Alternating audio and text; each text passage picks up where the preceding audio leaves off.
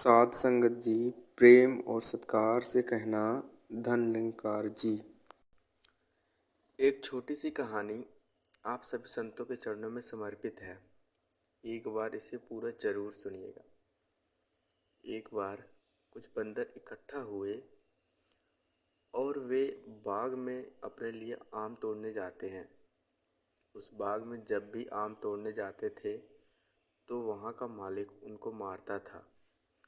बंदर इस बात से बहुत परेशान थे कि उनको बहुत कोशिश के बाद भी आम खाने को नहीं मिलते हैं। एक दिन सभी बंदरों ने मिलकर एक योजना बनाई। उसमें से एक बंदर बोला, हम रोज रोज बाग से आम तोड़ते हैं और वहाँ का मालिक हमें मारता है। क्यों ना हम इकट्ठे होकर आम तोड़कर लाएं और आम की गुठलियाँ निकालकर हम अपना खुद का बाग लगाएं। यह बात सभी को अच्छी लगी। जब खुद का बाग होगा तो जिस समय मन होगा उसी समय आम तोड़कर खाया करेंगे।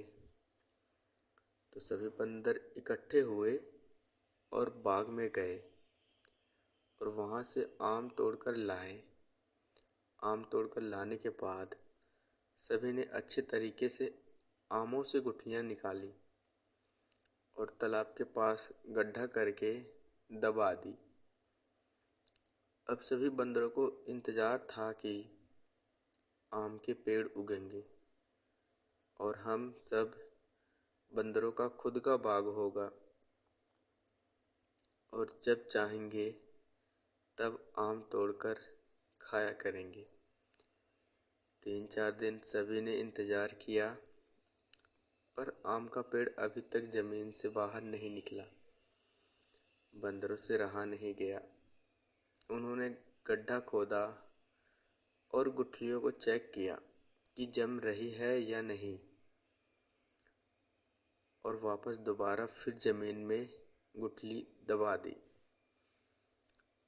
फिर से दोबारा 4-5 दिन बाद गुठलियाँ निकाली और चेक किया तो देखा कि उसमें से कोई अंकुर नहीं फूटा। बंदरों ने ऐसा निरंतर प्रयास किया। हर 2 दिन बाद गुठलियाँ निकाल कर चेक करते थे कि पेड़ उग रहा है कि नहीं। इस बार बंदरों को गुस्सा आया और उन्होंने सारी गुठलियाँ जमीन से निकालकर फेंक दी और बोला, यह नहीं जमेगी। साध संगत जी, कहने का भाव यही है कि हम भी अक्सर ऐसा ही करते हैं। सत्संग में जाते हैं, सत्संग में गए 3-4 दिन होते हैं कि हम अपना एक इच्छा पहले ही सतगुरु के सामने रख देते हैं। 5 दिन सत्संग करने के बाद अगर कोई इच्छा पूरी नहीं होती तो हमारा मन टूटने लगता है और फिर मन में सोच एक और नई इच्छा सतगुरु के सामने रख देते हैं और 4-5 दिन का इंतज़ार करते हैं। देखते हैं कि हमारी मनोकामना पूरी हो रही है या नहीं, और अगर नहीं होती है तो विश्वास बिल्कुल कमज़ोर हो जाता है और हम कोई ना कोई आरोप सतगुरु पर लगाकर सत्संग जाना बंद कर देते हैं। साध संगत जी, कहने का भाव यही है कि क्या पता निरंकार हमें वो ना देकर जो हम मांग रहे हैं उससे अच्छा दे। क्या पता वो बात हमारे लिए अभी खुशी का कारण है पर आगे जाकर वह हमारे लिए दुख देने का कारण बन जाए। इसलिए वो ना देकर कुछ और अच्छा देने वाला हो जो हमारे जीवन के लिए अच्छा हो और हम बस उसी को पाने के पीछे पड़ जाते हैं। बस विश्वास रखें, गुठलियाँ जरूर जमेगी। हम जैसा उन बंदरों ने किया, पेड़ की गुठलियों को भली भांति जमीन में दबाई, फिर भी पेड़ नहीं हुआ। इसका कारण यही है कि बस विश्वास की कमी, क्योंकि वो उनको बार बार जमीन से निकाल निकाल कर देखते रहे। अगर विश्वास से परिपूर्ण होकर उन गुठलियों को दबा दिया जाता और विधि के विधान से जो होना चाहिए वो करते, तो एक न एक दिन वह अंकुरित होकर एक विशाल पेड़ का रूप जरूर बनती।